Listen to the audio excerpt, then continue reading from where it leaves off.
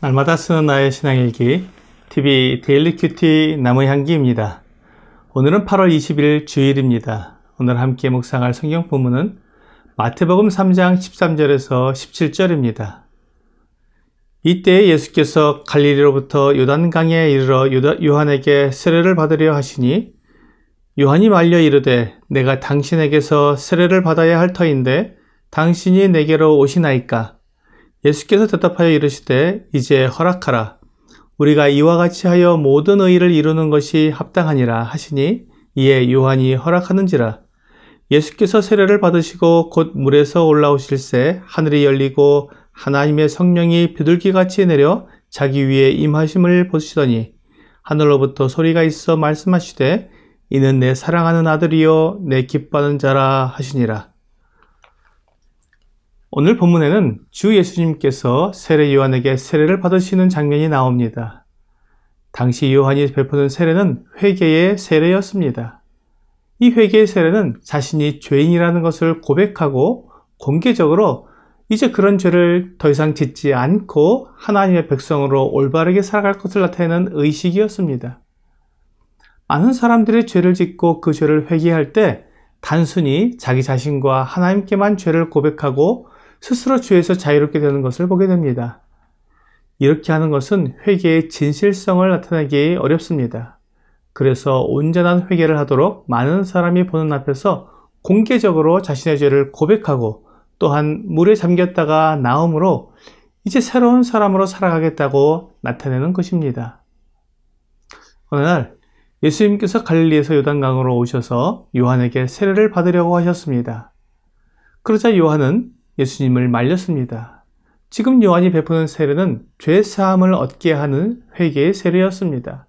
하지만 주 예수님은 죄가 없으시기 때문에 요한의 세례를 받으실 이유가 없었습니다. 예수님은 유대인으로서 율법을 지키셨고 완전한 삶을 사셨기 때문에 요한에게 회개의 세례를 받으실 필요가 없었습니다. 오히려 요한은 자신이 예수님께 세례를 받아야 한다고 고백을 했습니다. 베드로전서 2장 22절은 그는 죄를 범하지 아니하시고 그 입에 거짓도 없으시며 욕을 당하시되 맞대어 욕하지 아니하시고 고난을 당하시되 위협하지 아니하시고 오직 공의로 심판하시는 이에게 부탁하신 분이라고 말씀하고 있습니다. 유대의 많은 율법사들과 제사장들과 바리새인들이 예수님을 흠잡으려고 애를 썼지만 예수님을 흠잡을 수 없었습니다. 예수님은 그렇게 완전하고 죄와 상관없이 생활하셨습니다. 그런데 예수님이 세례 요한에게 세례를 받으러 오셨기 때문에 요한은 세례를 베풀 수 없다고 예수님께 말씀드린 것입니다. 그러자 예수님께서 이제 허락하라. 우리가 이와 같이 하여 모든 의를 이루는 것이 합당하니라고 말씀하셨습니다. 예수님께는 결코 요한에게 세례를 받을 이유가 없었지만 예수님이 이 세상에 오신 이유가 있었기 때문에 요한에게 세례를 받으러 나오신 것입니다. 그것은 예수님이 세상 모든 사람들의 죄를 용서하시는 속죄의 사역이었습니다.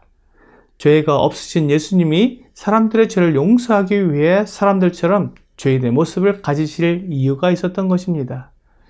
빌립보서 2장 6절에서 8절은 그는 근본 하나님의 본체시나 하나님과 동등됨을 취할 것으로 여기지 아니하시고 오히려 자기를 비워 종의 형체를 가지사 사람들과 같이 되셨고 사람의 모양으로 나타나사 자기를 낮추시고 죽기까지 복종하셨으니 곧 십자가의 죽으심이라고 말씀하고 있습니다.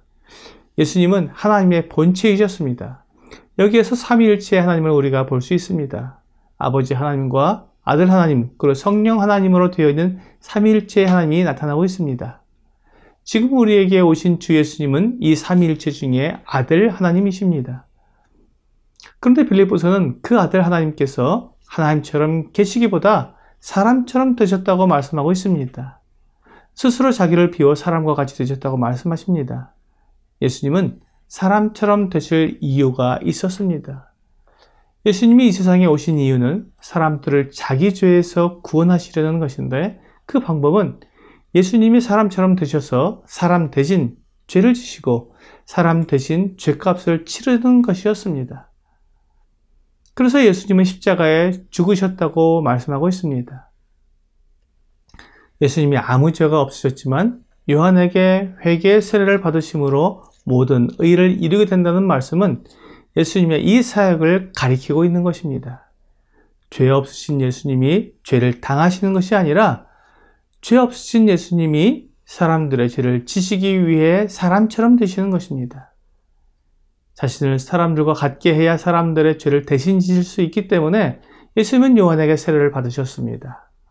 이제 예수님이 물속에 잠겼다가 다시 물에서 올라오시게 되면 예수님과 사람들은 공동 운명체가 되는 것입니다. 예수님이 요한에게 세례를 받고 물에서 올라오실 때 이 모습을 보신 하나님께서 기뻐하시며 하늘에서 성령께서 비둘기같이 내려서 예수님께 임하셨습니다. 그리고 하늘에서 이는 내 사랑하는 아들이요 내 기뻐하는 자라는 소리가 났습니다. 삼위일체 하나님께서 온전하게 드러나시는 장면입니다. 그리고 그 삼위일체 하나님께서 기뻐하시고 하나가 된 것은 예수님의 속죄 사역이 이제 시작되었기 때문입니다. 이 사역은 하나님께서 처음부터 계획하시고 준비하신 사역이기에 예수님께서 세례를 받으시고 시작하신 이 사역에 삼위일체 하나님께서 함께 기뻐하신 것입니다. 예수님은 이제 성령님으로 말미암아 이 놀라운 속죄 사역을 시작하십니다. 성령님은 사람이 되신 주 예수님께 놀라운 능력과 권위를 나타내실 것입니다. 하나님의 사역은 언제나 성령님의 인자와 함께 시작됩니다. 주 예수님은 한순간도 성령님으로 충만하지 않으신 때가 없었습니다. 그러므로 예수님이 비록 사람처럼 되셨지만 완전한 하나님으로 일하실 수 있었습니다. 오늘의 적용 질문을 보겠습니다. 예수님은 성령 충만함으로 그의 사역을 시작하십니다. 그렇지 않으면 능력 있는 사역을 할 수 없기 때문입니다. 나는 성령 충만을 위해서 어떻게 힘쓰고 있습니까? 주 예수님은 성자 하나님이십니다. 그래서 예수님은 속죄 사역을 시작하실 때 성령께서 임재하셨고 성령께서 충만하신 가운데 일을 하셨습니다. 우리는 이 모습을 보면서 하나님의 일은 언제나 성령님과 함께하는 것임을 알 수 있습니다. 오늘 성령님과 동행하면서 주 예수님을 나타내는 사람이 되기 위해 성령님이 내 안에서 충만히 역사되도록 나를 내어드리는 여러분과 제가 되기를 주 예수님의 이름으로 기도합니다.